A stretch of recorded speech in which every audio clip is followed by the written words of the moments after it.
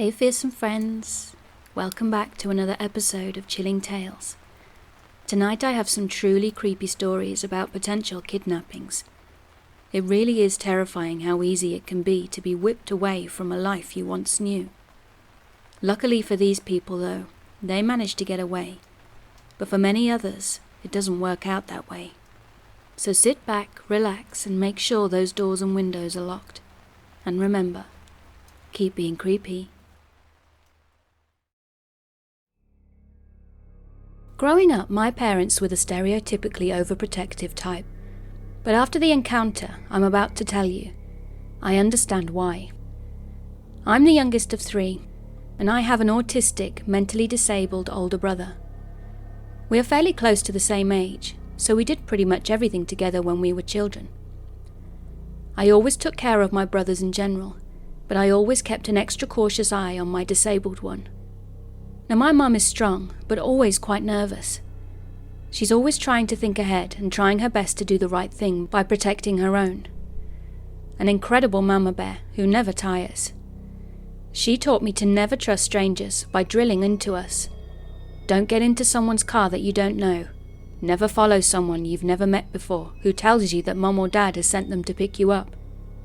She would always have a meeting with our school to allow me to travel by bus with my brother, as we lived close to school, and the government rarely let me take the yellow school bus, but my brother was allowed this state-funded privilege because of his condition. But in the end, even if I didn't have permission, the bus drivers were nice, so they let me tag along with him anyway. So with that said, in primary school we would always take the yellow school bus to go to and from school. So one day, as usual, the bus dropped us at the end of our street and we had to walk the rest of the way to our apartment. Usually my mum would be waiting and would open the door for us, even if my oldest brother was home, as she never let us answer the door when we were kids for obvious reasons. That day, however, my parents went home, and we were ringing and knocking, but getting no answer. Then suddenly a car eventually pulled up in front of the building. Luckily we had a relatively long walkway that separated the sidewalk from the stairs, so they couldn't get to us easily. Then a woman came out halfway from the passenger seat and waved at us. Probably signalling us to approach, I thought. And while she was gesturing, the rear door opened, and that's when I realized she wasn't alone. I couldn't correctly identify who that person was, since her overall shape wasn't familiar and the car was a little far from where we were standing. So I went down a few steps to slightly approach whoever this was, but I couldn't recognize her face. I really felt uneasy at this point, so I took my brother's hand and we started running out of pure instinct, with the voice of my mum in the back of my mind, imagining her reprimanding me if I were to take the risk to approach these strangers. It was winter and we stumbled on ice, but we were quick to get up and keep running. I'm actually not even sure if my brother understood what was going on. I mean, he's a smart cookie, even with all his difficulties, so I always wondered. Mind you, we weren't even 12 and 11 years old at the time. The car was chasing after us, but they thankfully weren't able to catch up. We arrived fairly quickly at our neighbour's house, and the car sped off when my neighbour opened the door, which confirmed my fears of what was actually going on. It was clearly a kidnapping attempt, and when my mum was made aware of the situation, she almost had a heart attack, feeling like she could have lost us. She spent days afterwards calling everyone she knew to ask if the strangers were in fact just family or friends. But after talking to everyone she knew, no one had come that day, and even so, they'd always called to be sure we were home before passing by. And actually everyone was dumbfounded. But the story doesn't end there. A few weeks before this incident, we were getting a bunch of random phone calls. The phone would ring, but after picking it up, there would be no one on the other end. It would ring at 2 or 3 in the morning, 6 in the morning, or in the middle of the afternoon, and it happened so frequently. But being a child, I never felt any red flags from these phone calls. At most, I just found them annoying. Then finally, a few months ago, I managed to put all the pieces together. My mother was especially protective and always on alert mode, probably because she knew that someone was trying to see if we were home alone when they called. I think that whoever these people were, they'd been watching us for a while, until they decided to take action. I don't think we just happened to be alone when they were passing by. I don't think the phone calls and the right timing is a coincidence either. Shortly after all this, the phone calls stopped and we moved out of the apartment a few months later, and we never had anything like this happen to us since. Growing up, I always wondered what would have happened if the bus drivers weren't nice enough to let me ride with my brother. Would he have gotten in their car? I'm so grateful I was with him that day, as I can't imagine what would have happened if he was alone and targeted by those monsters.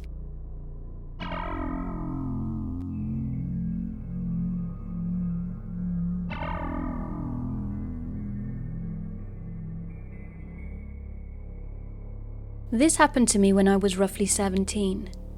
Now, my hometown is a fairly small country town in Australia, and it was really hot that day, as I remember the weather being within the 40-degree heat wave. I had decided to walk to the town centre for a classic frozen Coke from McDonald's to cool myself down. Now, being a small town, you tend to know everybody and every car that drives throughout the residential streets. I was only a few blocks away from my house when an old rusted station wagon pulled up beside me. There was a man sitting in the driver's seat, and he looked like he was in his mid to late 30s. He wound his window down as I was still walking past, trying to not pay attention as he was staring straight at me. "Hey, sorry to bother you. Could you please give me directions to a certain road?" At this point I gave the man directions and was relieved, thankful that nothing bad had happened. But as I started walking away, I heard him yell out from the car again, this time telling me I'm pretty and asking if I wanted to hang out. I told him to go away and kept walking, but paying attention to the car in my peripheral. I had walked a few houses down when he reversed his car to my side. "You should get in the car," he said, with a stern tone that makes me still cringe to this day. At this point I turned around and started walking back towards my house, as it was closer and seemed like a safer option, given that my family was home. I shouted at him to go away and leave me alone, but this made him angry. His voice got angrier and louder, and he shouted at me to get in the car. He then suddenly hopped out and started walking towards me, laughing. I never knew I could run so fast. The guy followed me home all the way to my driveway, and the moment I got there, the man turned around and walked away. After I told my parents what had happened, my dad drove around, trying to find him, and after what seemed like hours passing, he came home and said there was no sign of him. I made a report to the police, and after a few weeks, the police notified me that they had found him, along with various articles of women's clothing in his car and evidence of what he had been doing. I often wonder what would have happened if I hadn't run when I did. I'm thankful it hadn't gotten any worse.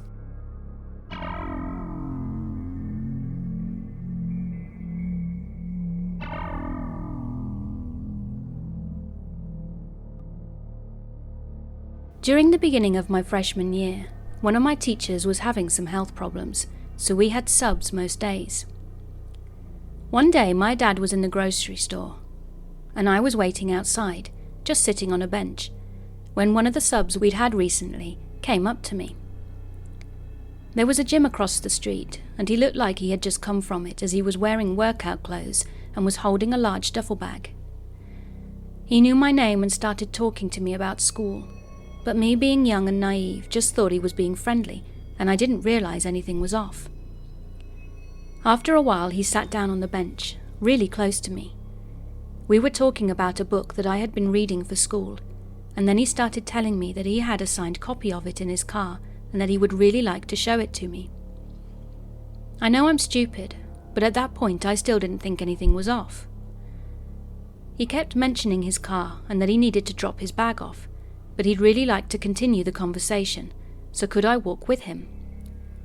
I know, this whole situation should have been a red flag. What teacher talks to a student in public for that long? After about 20 minutes, my dad finally came out and freaked when he saw a random middle-aged man talking to his teenage daughter. When the sub saw my dad, he introduced himself as my teacher, but then left really quickly. Somehow at that point, still none of what was happening felt off to me, until a week later when I was reading the book we had been talking about, and something clicked. When it did, I started freaking out. Now this sub was a huge guy, well over 6 feet tall, and he could have easily overpowered me if he'd gotten me to his car. We were mostly by ourselves in the car park, and also he could have had anything in that duffel bag of his. I think the final thing that confirmed his intentions, though, was when a few weeks later I had stayed after school to talk to a teacher and was taking a shortcut through one of the campus buildings. The hallway I was walking down was empty when I looked into one of the classrooms and saw him. We made eye contact and he yelled my name. I ran down the hallway as fast as I could as he started screaming at me to wait as he needed to talk to me. But I didn't stop running until I was a few blocks away from the school. After that he kind of disappeared, and I never really saw him again. I really wanted to report him, but I actually had no idea what his name was, and none of my friends did either. I feel especially bad about that, because what if he's done it to others since then? I guess one silver lining of online school is as a sub he's probably out of a job, and the lockdown would make it harder for him to be a danger to others.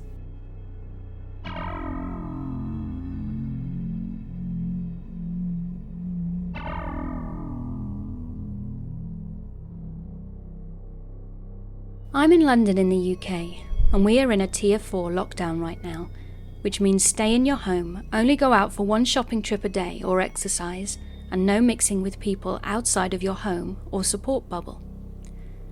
So with a mutating strain of COVID-19 rampaging through London, hospital beds nearly at capacity and death tolls rising, it made sense to stay indoors as much as possible. But every human being has a breaking point, and mine was 8 days of wandering around my one-bedroom flat. I had talked myself out on Zoom and run out of conversations to have with myself. So at 10 p.m. on New Year's Eve, I decided to get some fresh air and go for a quick walk around the perimeter of the local park, which were all on main roads and takes about 40 minutes. The plan was to stop at the local grocery store and pick up a bottle of red wine on the way back. So I stepped out with mask firmly affixed and started walking. One thing that I was not prepared for was the eerily empty and almost silent streets. As it was just below freezing, I decided to hustle and cut through some side streets first, but in hindsight that was a big mistake. Navigating myself through very quiet side streets, I neared the park, when just then I saw a van, a Mercedes Sprinter size, turn in and rapidly approach me. Deciding to let them pass before crossing, I came to a halt, and the van began to slow down as it approached me. I could see the cab was occupied by 2 men, between 25 and 40 years of age. Then it came to a stop and the window rolled down. One man leaned out and said, "Hey friend, we're lost. Can you tell me the way to the station?" His accent was not native, and I'm not going to state what I think its origin was, as I don't want to get into stereotypes, but alarm bells began to ring out immediately. What was a van doing out at this time, and why do they want directions to the local train station, and in the middle of a Tier 4 lockdown no less? The side door of the van was facing me, so I stepped back a few paces and gave directions very quickly. "I did not understand all. I think best if you show us," he said, and with that he opened his door, and the side door to the van opened up too, to reveal another 2 men. I just turned and ran down the side street that I had come from. "Take the van around, I follow him," I heard them say, knowing that these guys were fitter and younger than I am. So a foot race to my apartment building was out of the question. The only advantage I had was a head start, and hopefully my local knowledge of the streets. The side street leads into a larger street that has homes, all with large hedges. I ran past a few homes and entered the front garden of one that had the most imposing and opaque hedge. It was unlit, so I ducked down, and luckily for me that house didn't have a motion sensor light either. So within a few seconds I could hear footsteps going past. Then they stopped. I peeked through the hedge vegetation, even though I had a very limited view, to see the man who had asked for directions was a few houses down from me and on the opposite side of the street. He was looking around. Then I heard the sound of the vehicle. Oh no, the van, I thought. But luckily for me, it was a car. The man looked at his phone, looked around, pretending he was checking something, and then walked away, leaving the residential street as quickly as possible. The car continued on its way. I waited for another 10 minutes, sitting behind the hedge in the front garden and practicing an explanation if the house lights came on, but the house stayed unlit. And after my allotted time, I rose and quickly walked back to my apartment building, keeping to the shadows and reacting to every sound. I eventually made it back safely and bolted the front door, but only when I sat down did I understand what I had just avoided. All this for some fresh air and a bottle of red. I poured myself a black coffee and debated calling the police, but what would I say? Had anything really happened that they could act on? Intuition of being kidnapped or being in danger is not enough evidence. Plus, being a man, this would not be a priority, especially on a night that they would be overstretched on calls anyway. I just waited in the new year, realizing that I had had a lucky escape and that I should stock up on red wine at a more decent time.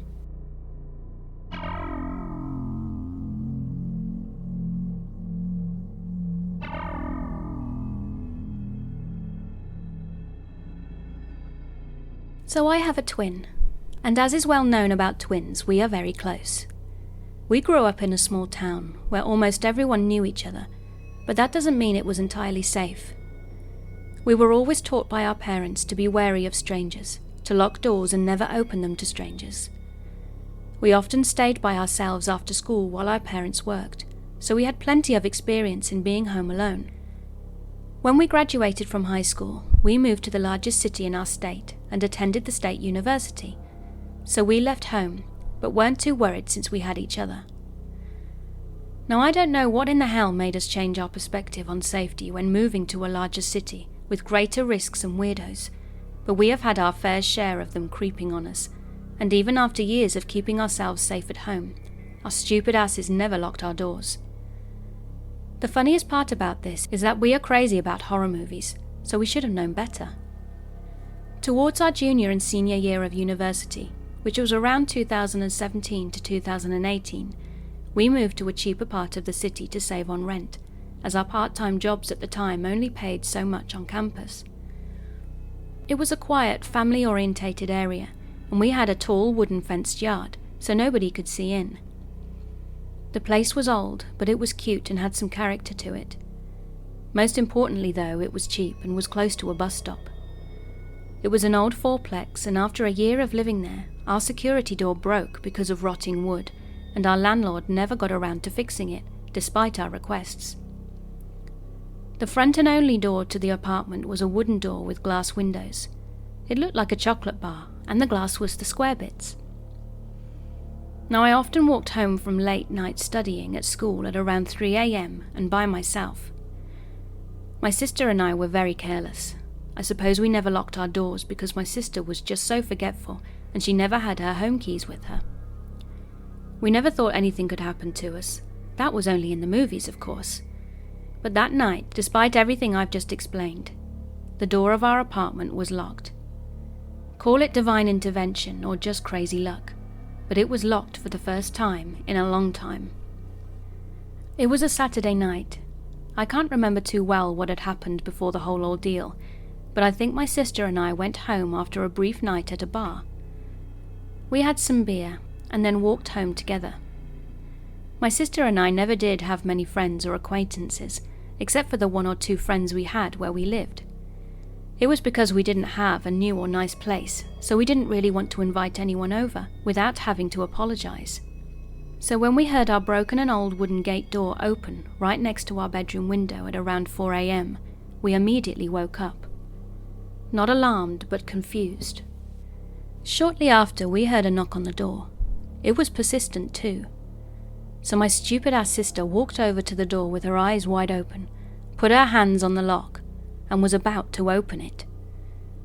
I was right behind her, and I was already seeing red flags. There was a guy in a black hoodie covering his face and hiding it away from the neighbor's porch light so that we couldn't see him. It was all happening too fast, and we had just woken up, so we were thinking that it was a rare friend of ours visiting. I blurted out to her to stop and went to grab my phone in a heartbeat. It was a small apartment too, so it wasn't too far, and I could hear my sister asking the creep who he was. He said in a calm voice, "Just open up." I saw that he was fiddling with his phone, but I was hiding behind the hallway wall next to the tiny living room area. "No, who are you?" my sister insisted. He then proceeded to jiggle the door handle, which freaked the hell out of me, since our locks were so bad that I swear if he had jiggled any longer, the door would have opened gladly for him. That's when I told my sister I was calling 911, but then he shouted out, "No, chill out, wait." I knew she was being so stupid. My heart was pounding like it never had before, when the guy goes on to say, "I know you're alone." He said it with such ease that it was almost a whisper. I completely freaked out and began to dial 911 on my phone. My sister backed up without removing her eyes from our mainly glass door, and she met me in the hallway, telling him that she is calling 911. She then tells me not to bother as he was leaving, and sure enough, he simply says, "Oh, okay," and leaves. The guy even managed to close our wooden door, which by the way is a nightmare to get closed. He had left, but I was still freaking out and couldn't calm down. We finally managed to go back to bed, and in the morning we began to make sense of it all. My sister told me that when she was as close to him as she was, what threw her off was that he was fiddling with his Spotify playlist, which is a really weird thing to do when you're knocking on someone's door. He most likely did this to keep his face down, but my sister caught on to it quickly enough.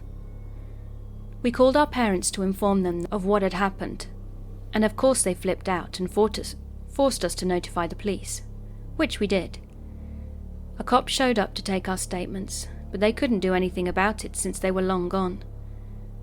My sister at the time was dating a guy with a family member that had a high position in law enforcement and was retired, but we got him to help us out by doing some digging.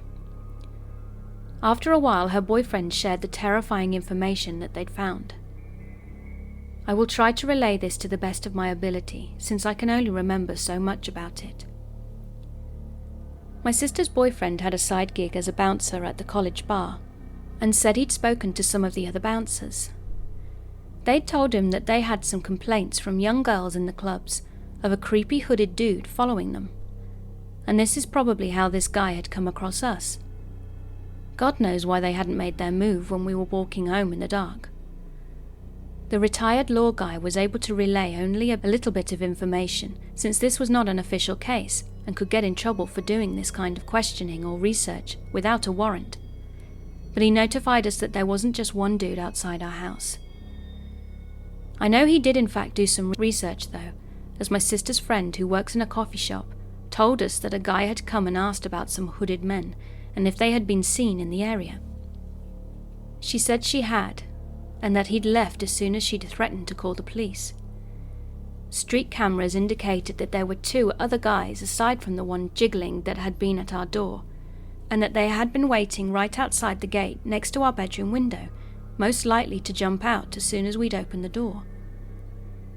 I don't know what their mode of transportation was, but I'm sure that they had something big enough to fit captives in. He never told us the names of the guys, only that they were under suspicion of trafficking women. I don't know what possessed my sister and I to lock our door that night, as had it been opened, the guy could have just walked straight in and taken us. Needless to say, we are not very paranoid about locking up at night anymore, and I'm very grateful things turned out the way they did, instead of the alternative. Please be careful about locking your doors or walking alone at night. These kinds of things really do happen, and are very real.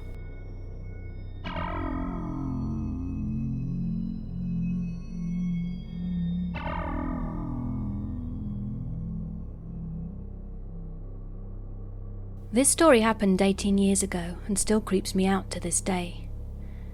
I had gone to my grandparents' house in the projects every day after school, I was good friends with my neighbours Edwin and Deborah. Edwin was older and his sister Deborah was my age. Now I would usually hang out with Edwin, but this one time Deborah randomly told me that she wanted me to meet her friend. I didn't get why back then, but now I'm an adult, I can pretty much get what went down. So we made our way over to the backside area of the projects, and there was this older dude standing there. He had to be in his early 40s and looked to be a total loser, the type to sit on the porch and drink 40 ounces all day. He had a do-rag on and a baggy hoodie, and as we walked over to him, Deborah introduced me. I felt that this was weird and thought, why is she introducing me to this old dude? I just knew something was off. So me not knowing what to say but wanting to be nice, I said that the bike he had was cool, even though it was a total piece of crap. And he says, "Oh yeah? You like it? You want to go for a ride on it?" I remember this like it was yesterday. "Like I take the bike around the neighbourhood and try it out," I replied. He said no, and that he'd ride it with me on the frame. Nobody who's that old does that, especially not an older man like this. "Oh, no thanks," I said, and he insisted, saying we'll be quick. I say no again, but he's so insistent. That's when the stranger danger alarm that my grandmother had drilled into my head went off like crazy. I literally just bolted and ran to my house as fast as I could, then quickly locked the door. 5 minutes later, Deborah was at my door knocking. I answered it and she proceeded to ask what was wrong with me and why I'd run off like that. I was wondering how she thought it normal to just get on a bike with an old creepy guy and ride around with him when we'd only just met. It's more than creepy. She tried to convince me that he was a nice guy, but I said I didn't care. He was weird and I never wanted to see him again, as he was probably trying to kidnap me. So that was that, and I never saw him again. But now that I'm older, I often revert back to this incident and wonder what his intentions were, even though now I'm older, I have a good idea of the type of person he was. I bet he saw me outside playing around and thought he'd get to know Deborah, to then get to me. Once he'd been acquainted enough with her, he then told her to introduce him to me. I would bet money that that's what happened. But my grandmother used to tell me so much about this type of stuff and how you never ever talk to a stranger or go anywhere with someone you don't know. I mean, it was an everyday thing that she told me. And when he kept insisting I sit on the bike frame, her voice played in my head over and over again, and I just ran so fast. Still to this day it creeps me out, and I know I was a cute kid, but damn dude, I don't understand people like that. It blows my mind that someone can find a young child appealing. I think they should be automatically given the death penalty. Maybe that will put a dent in how often this stuff happens.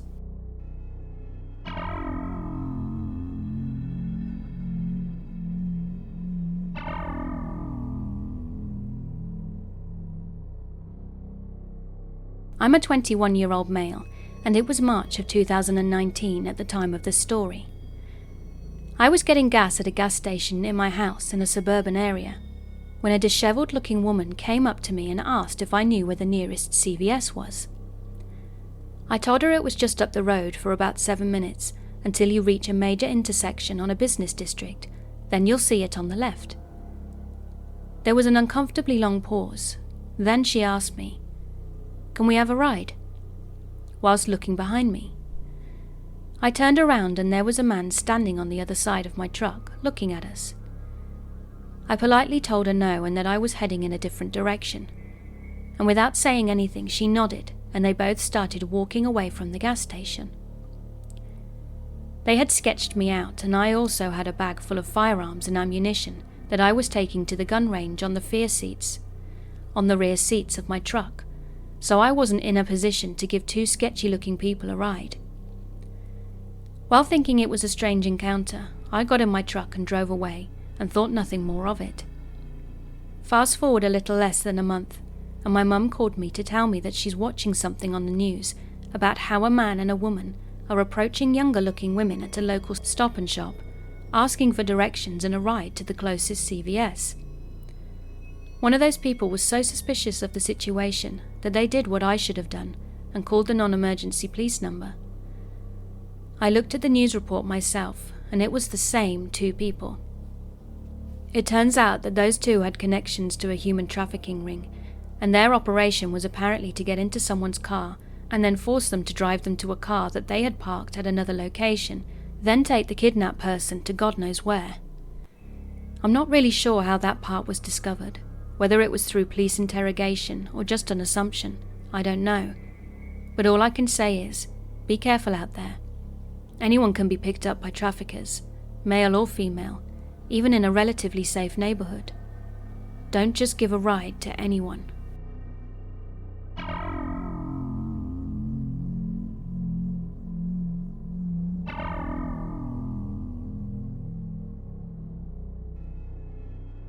When I, a 21-year-old female, was 17, I wanted to au pair, and the only place close to me that I could go as a 17-year-old was England. So I found this family, a mother with 2 kids, 1 boy and a girl. I messaged them regularly and talked with the mother, and she seemed very interested and nice. We set up a date for me to go, and that was that. When I got to the airport, though, I was very confused that they weren't there to pick me up. I messaged the mother to ask her where they were, and if it would be long for them to get to me. She told me that she was on her way, and was just stuck in traffic. I thought, okay, that's fair. She told me to go to the exit and wait.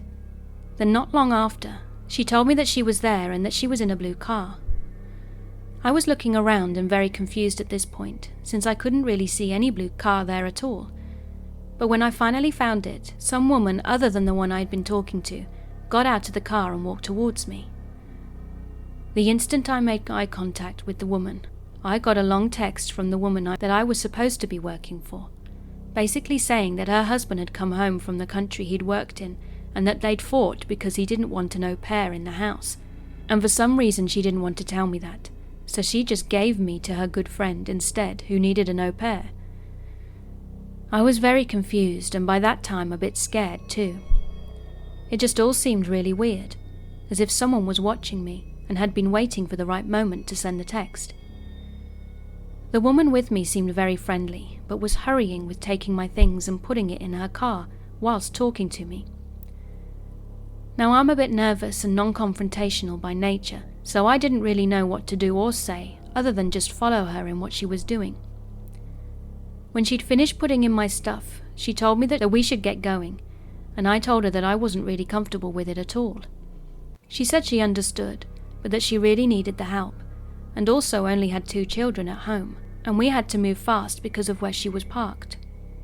So reluctantly I got in, and we started driving out of the airport pickup spot.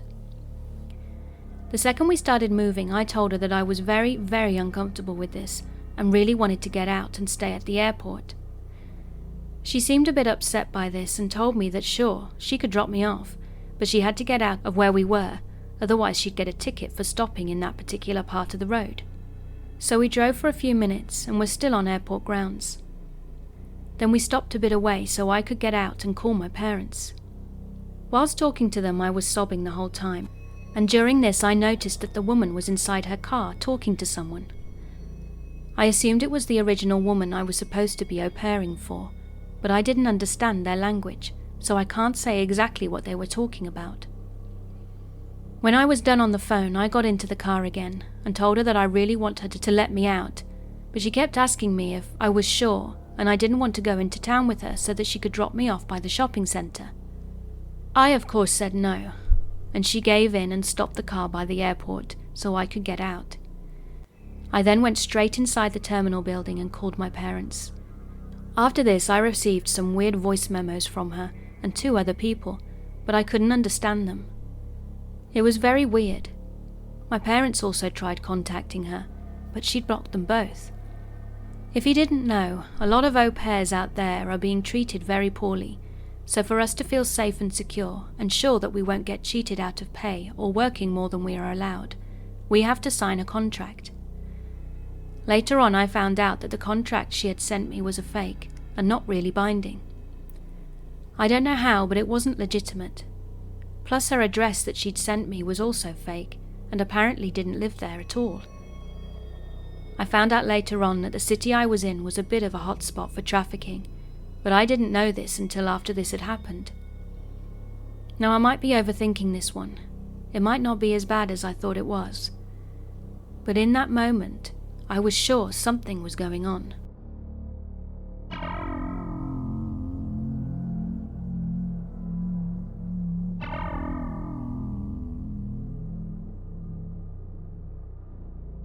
At the time of this story, I had just finished my 6th grade year. I was very athletic and went for a run every day. Now, this encounter occurred in the summer, and what comes with summer? Heat. So instead of running in the day when it was hotter, I began running in the evening once the sun had gone down. I followed my normal routine, told my mum I was going to start my run, and then began to listen to my music on my iPod Shuffle. Now, the way my neighbourhood works is there is only one entrance, which doubles as the only exit as well. I live in a suburban area, so the main road that passes the entrance to my neighbourhood isn't very busy, but it isn't empty either. So I was running down the main road of my neighbourhood that all the small streets branch off of. I was close to the entrance and could clearly see all the cars passing by, and I am visible to them too. I remember noticing and watching this grey Honda car that slammed on its brakes at the neighbourhood entrance. It was done so abruptly that I heard the tyres squeal over the song I was listening to at full volume. I brushed it off as someone getting confused with directions, but then the car began up the road that I was running on and was going extremely slowly, at least 10 miles an hour under the speed limit. I could make out 3 shadows in the car through the darkness, and the little light from the house porch lights. There were 2 in the front of the car and 1 in the back seat. As I passed the car, I saw the driver's side window was down. I gave the car a smile and a wave, and I turned down a small street that branched off the road that I was running on.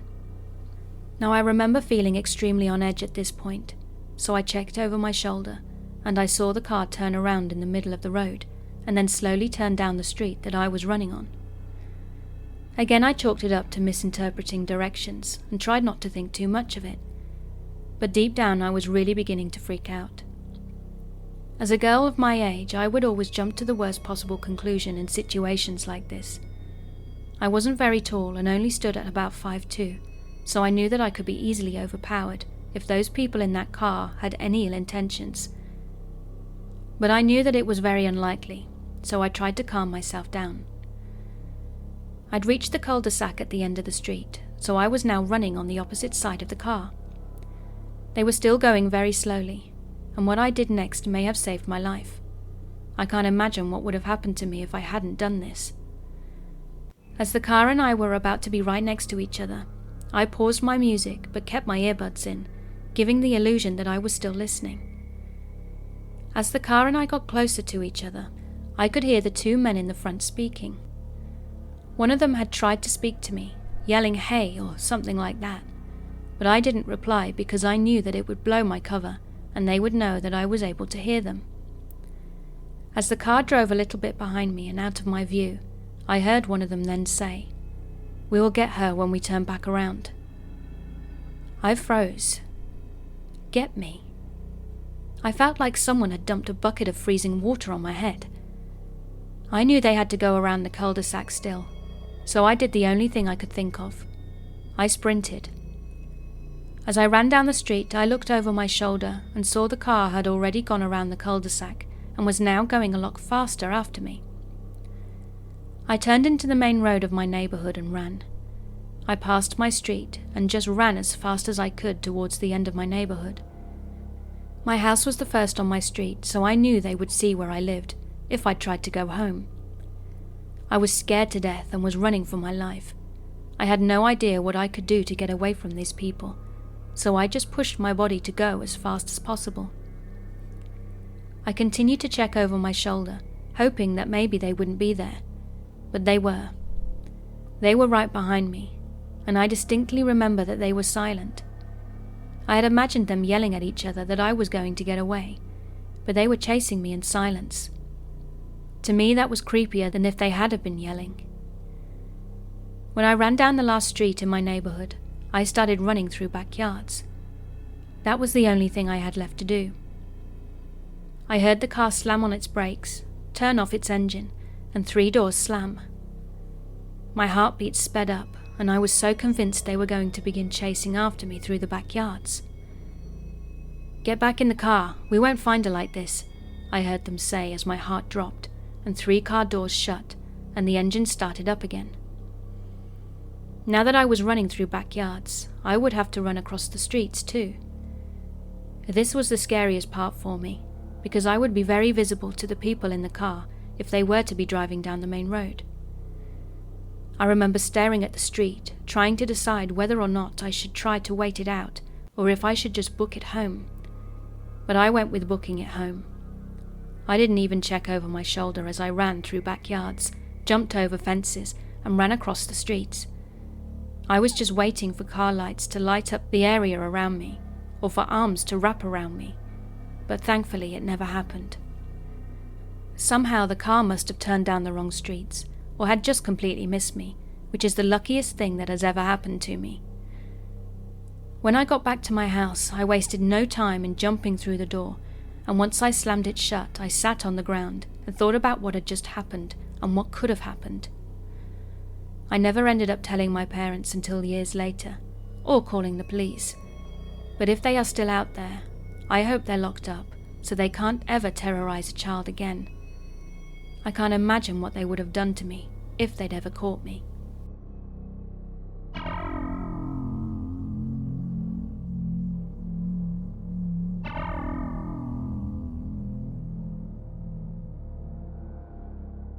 So I work at a retail store that sells parts, feed and the like.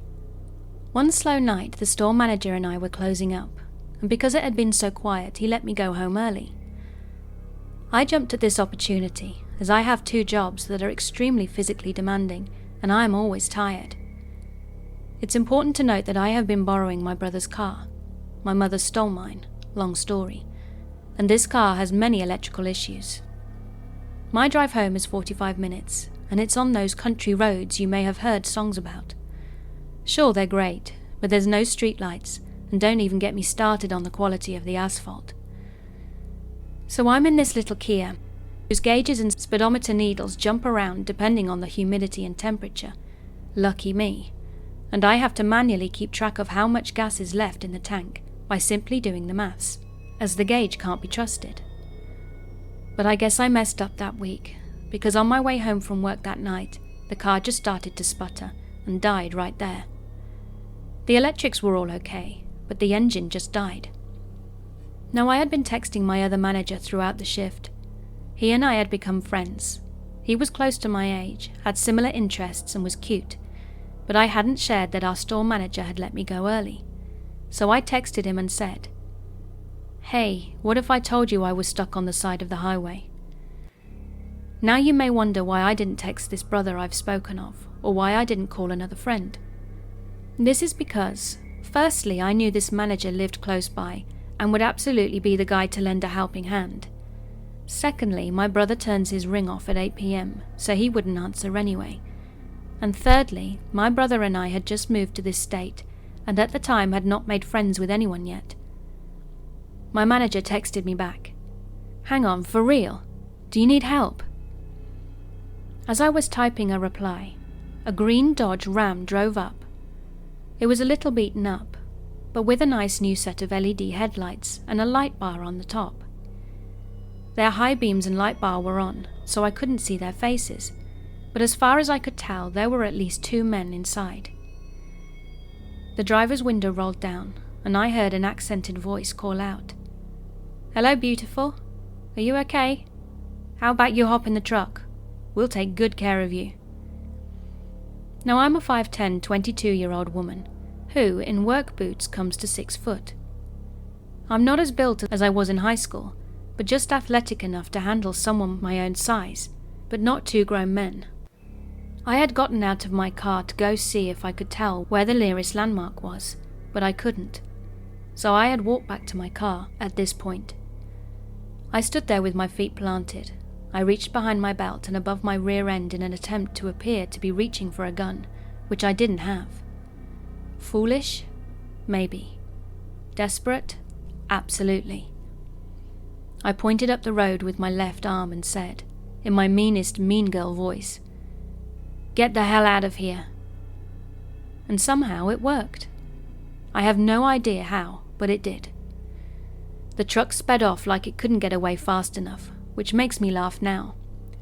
I then called the police and told them roughly where I was, which took some figuring out since I was so new to the area, and then I called my manager to tell him what had happened.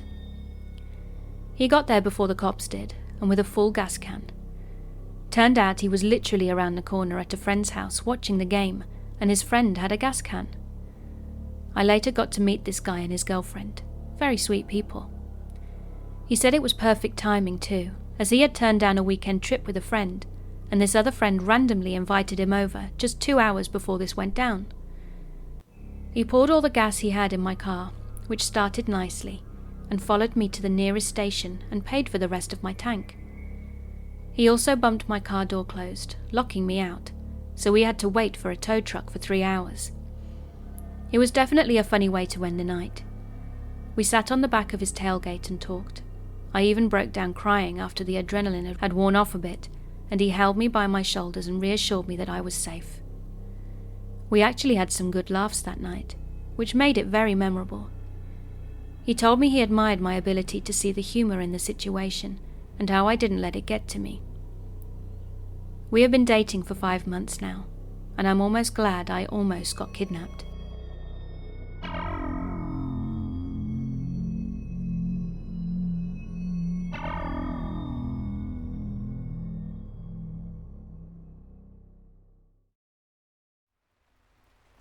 Hey there, it's me again, Miss Fearsome. I hope you enjoyed my video. If you did, then please hit that subscribe button. And if you'd like to support me further, please check out my Patreon and sign up for as little as $1 a month. Also, check out my new YouTube membership levels for some exclusive perks. So until next time, stay happy, stay safe, and remember, keep being creepy.